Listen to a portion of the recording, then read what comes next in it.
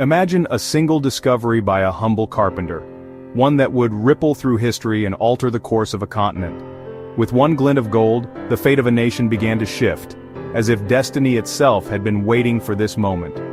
In the quiet hills of California before 1848, life moved slowly. Spanish missions dotted the landscape, vast stretches of untouched wilderness, and little promise of wealth or excitement. But beneath the soil, a secret waited, gold hidden for centuries, ready to change everything for those bold enough to seek it. Once revealed, this secret would echo across the globe, calling out to dreamers, adventurers, and fortune seekers, all drawn by the promise of a new destiny in the West. The California gold rush wasn't just about precious metal, it was a test of hope, hardship, and the human spirit, forging new communities and challenging old beliefs.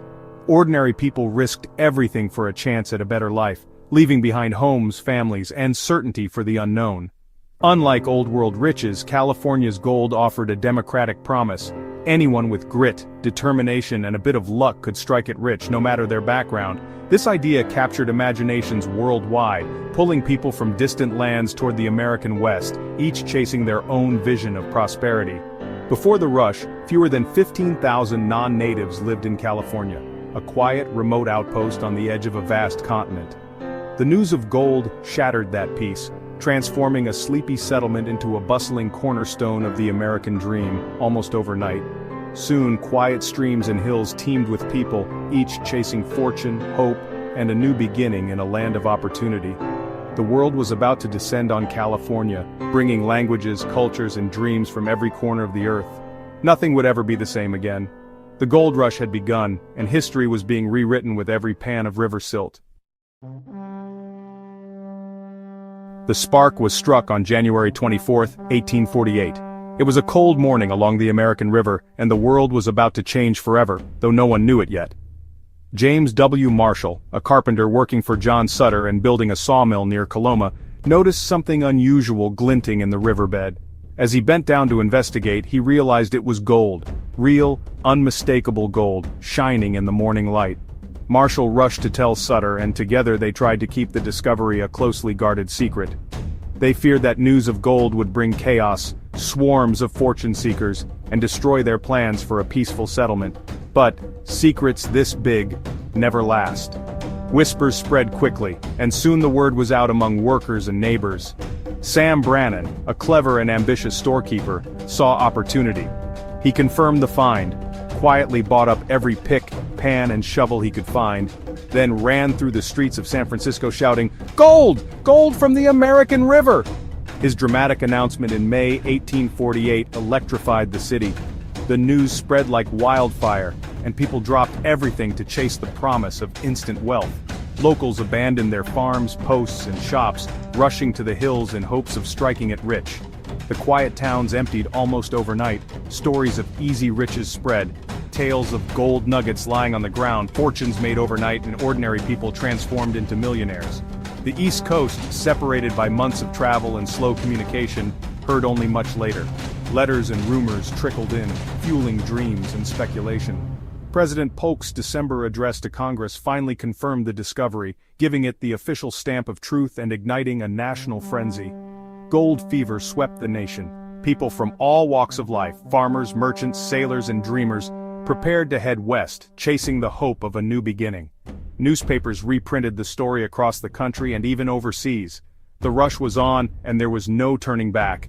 The secret of Sutter's Mill was out, and the world's eyes turned to California. California became the world's obsession.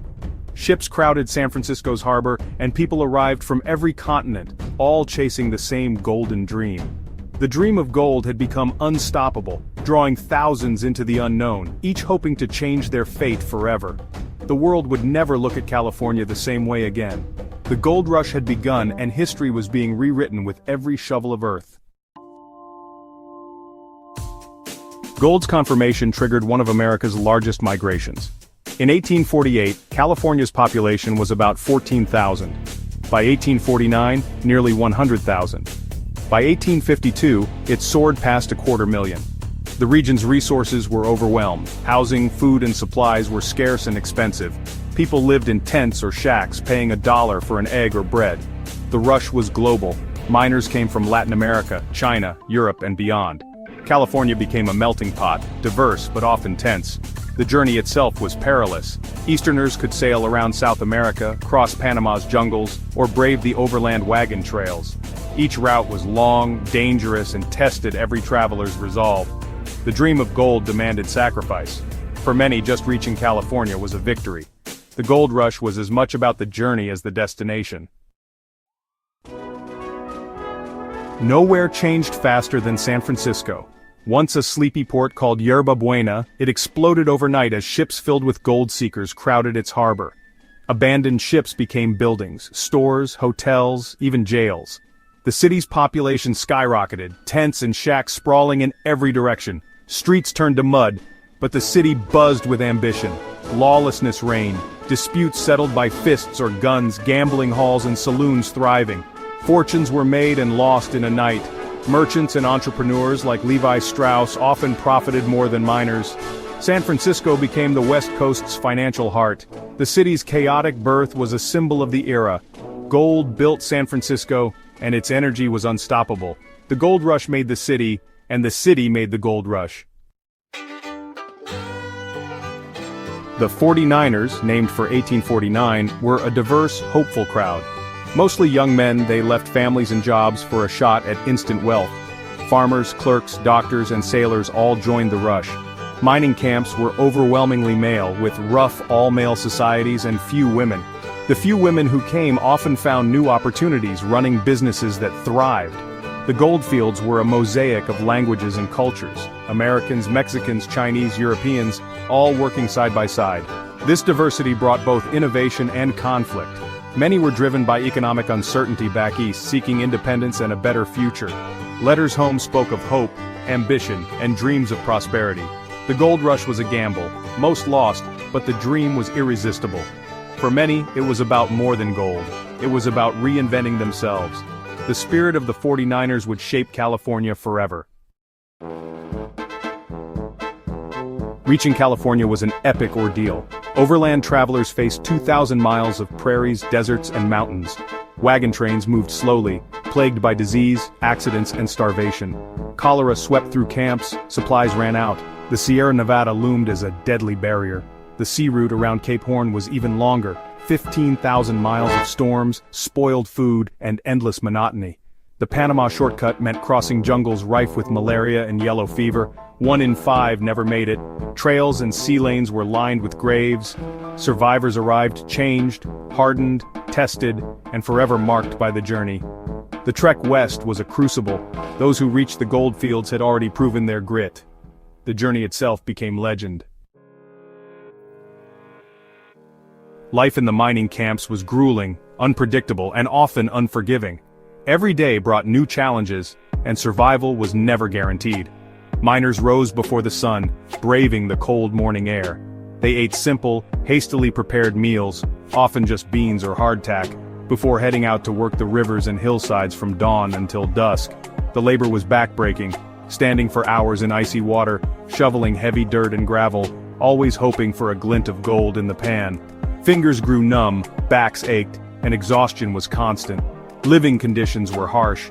Most miners slept in drafty tents or makeshift shacks, exposed to the elements and surrounded by disease-ridden camps that bred illness and discomfort. Diets were poor and unvaried, leading to malnutrition, scurvy, and other illnesses. Fresh food was scarce, and many miners fell ill from lack of proper nutrition. Entertainment was rough and simple. Stories told by firelight, raucous songs, endless games of cards, and rampant gambling in makeshift saloons. These moments offered brief escape from the daily grind. Most miners barely earned enough to cover their expenses. Only a lucky few ever struck it rich. For many, disappointment and frustration became a way of life. Disappointment was common, but pride, hope, or sheer poverty kept many from leaving. The dream of fortune was hard to abandon, even as reality set in. Yet camaraderie grew among the miners. They formed groups for safety and support, shared profits and settled disputes in informal courts, forging bonds that helped them endure. A raw democracy emerged, built on necessity, hard work, and mutual respect. Decisions were made collectively, and everyone had a voice. In the goldfields, people were judged by their effort and determination, not by their background or where they came from. Life was a daily struggle, but it was also a rare chance to start anew.